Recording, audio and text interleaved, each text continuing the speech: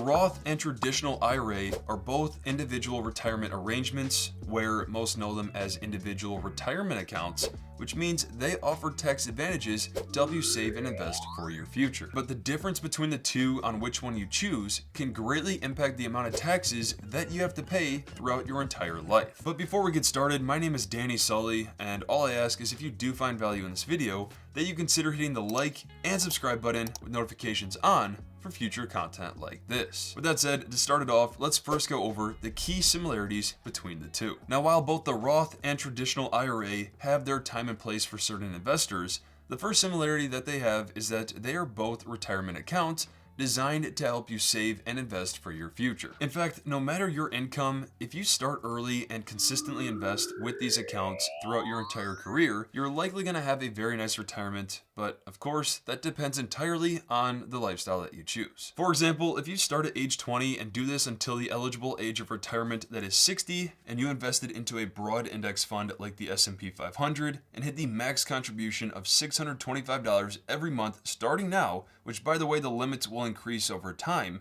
but assuming you did this, you would have $3.5 million in your retirement, and of course, that does not factor in inflation, but is still likely enough to live off of depending on your lifestyle. Which, not to get carried away, but if that were specifically in a Roth IRA, the end balance would be completely tax-free. But as far as the similarities between these two accounts, it's also stated that you must have an earned income to contribute into either account. That could be coming from wages, salaries, tips, or other taxable compensation. Not to mention, but the amount that you can contribute is also limited, where as of 2026, that limit is $7,500 if you are under the age of 50. And then also know that if you are at the age of 50 and above, you can make a catch-up contribution where that would allow you to have a total limit of $8,600, which these limits typically rise over time with inflation, where you can see in this image for 2025 and 2024, the limit was $7,000 for those single under 50, and for 2023, that amount was $6,500. And also know that the limits you see, like the $7,500 in 2026 for those under 50, that is the total amount among all IRA accounts that you have that you are able to contribute to. Aside from that, another cool thing to know is that you can actually make contributions from the previous year up until the tax year's deadline that is usually April 15th, which both accounts offer a spousal IRA if, say, one spouse has a strong earned income and the other does not. You can also use both accounts to invest however you'd like with different investments like stocks, ETFs, bonds, or mutual funds. And last but not least is that as you invest into either of these accounts, the growth throughout the year is going to be completely tax-free, which means any dividends, interest, or capital gains that are triggered, they're not going to be triggered, and you don't have to pay any taxes throughout the years of using these accounts. But knowing the main similarities between the two, let's now go over the key differences. Now, this is where things get really interesting because the choice you make now can really make a huge difference down the road. For example, from the scenario I showed earlier that led a 20-year-old to a $3.5 million retirement portfolio by the age of 60, with a Roth IRA, that entire amount could be completely tax-free. But with a traditional IRA, you would owe tax on anything that you withdraw, which not to mention, but that would also be taxed as ordinary income, and by a certain age, you are required to pull out money from the account. Those are called RMDs, which I'll touch on more shortly, but just know that if you have to do that, that could even increase your income bracket and push you into a higher threshold that could impact other financial benefits that you have later on. But like I said, both accounts have their time and place. And so the first difference to mention here is the tax treatment, where with a traditional IRA, the contributions are considered pre-tax money, which means you get a tax deduction on the amount that you contribute, which would reduce your taxable income in the moment. Where with a Roth IRA, the contributions that you make are considered after tax, which means that you don't get a tax deduction up front. But the benefit from this is that down the road, when it comes to withdrawing, everything is completely tax-free. And I personally love that because the goal with investing is to increase and build the biggest portfolio you can.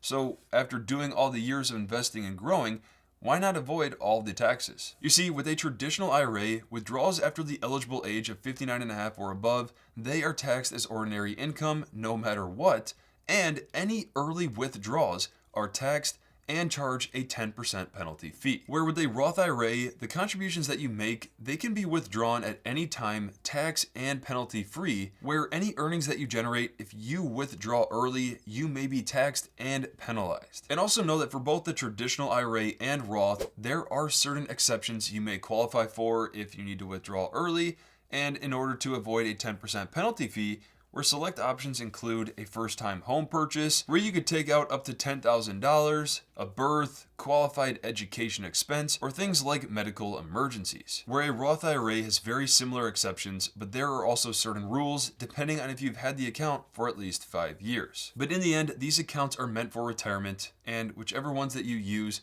the idea is to have a long-term mindset and almost think of it like it's a hidden treasure chest where you don't plan to take anything out for a while. Aside from that, another difference that may annoy some are required minimum distributions, known as RMDs, where the IRS states that you must start taking withdrawals from your traditional IRA, SEP IRA, simple IRA, and retirement plan accounts once you reach the age of 73. Which also know that the RMD is calculated based on your current age using a life expectancy factor, where an example here from Fidelity shows a $100,000 balance for someone at the age of 76 would divide their balance by 23.7 to compute a minimum of over $4,000 that has to be withdrawn and taxed as ordinary income no matter what. Which if you fail to withdraw the full amount of the RMD by the due date, the amount not withdrawn may be subject to an excise tax of 25%, 10% if the RMD is timely corrected within 2 years. And then also know that starting in 2023, the age is bumped up to 75, but depending on how much you have and your own personal situation, RMDs may not be a huge concern, where for others, they could cause some serious conflicts with other areas in one's finances. But besides that, know that a Roth IRA has no RMDs during the owner's lifetime, and with an inherited Roth, contributions may be completely tax-free, and even the earnings if the account is more than 5 years old. Alright, knowing that about RMDs, we then have to discuss income limits, where with a traditional IRA, no matter your income, you are always able to contribute into it. Where with a Roth IRA, the government puts a limit based on your income that starts for those who make over $153,000 as of 2026, and after you pass the cap at $168,000, you cannot directly contribute into a Roth IRA. But for those in this position, you can get through this by doing what's called a backdoor IRA, which means you're pretty much contributing into a traditional IRA and then converting those funds into a Roth, of course, paying the taxes on the conversion. All in all, the overall tax classification between these two accounts is that with a traditional IRA,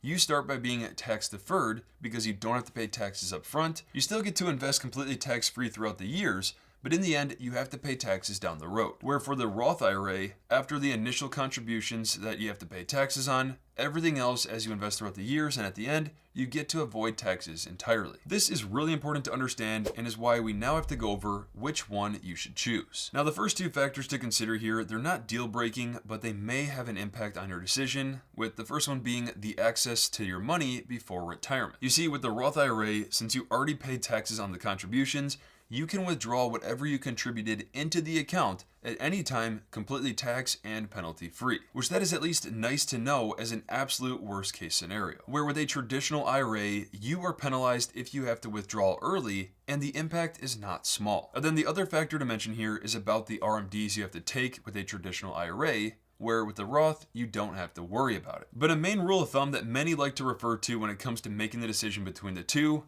I personally don't agree with fully, and I'll explain why, but it is a very good starting point to think about, and that is to compare your current versus future tax rate. Many say to choose a traditional IRA if you expect your current tax rate to now be higher than your tax rate in retirement. And so the idea is that by contributing to a traditional IRA, you get a tax deduction now with the ability to pay less of a tax rate later on. And then the other point of view where many people say is to choose a Roth if you expect your future tax rate to be higher than it is today, because you could get away with paying a lower rate now and enjoy tax-free withdrawals later on when your income bracket's higher. Now, understanding this concept is really important to know, but it doesn't fully answer the question on which one you should choose or not. You see, if you were to decide solely on that, it means that you aren't even considering the growth on your investments as you invest over time. Because of that, not only do you have to think about your current versus future tax rate, but also how long you have until you plan to touch your funds. As you can see in this image of the S&P 500 rolling returns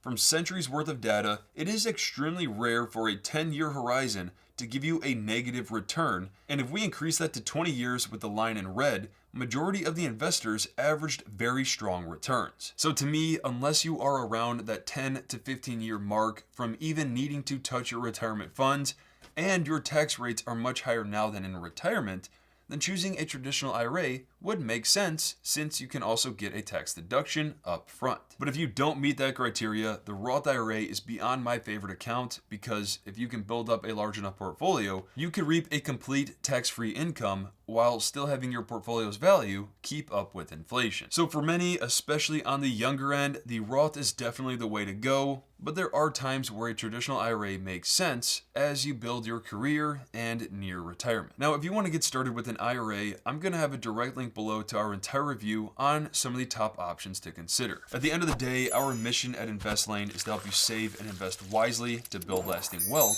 So please do whatever you believe is best for your situation. This is not financial advice, and you must do your own research. Which, if you found value in this video, don't forget to hit the like, subscribe, and notifications button for future content like this.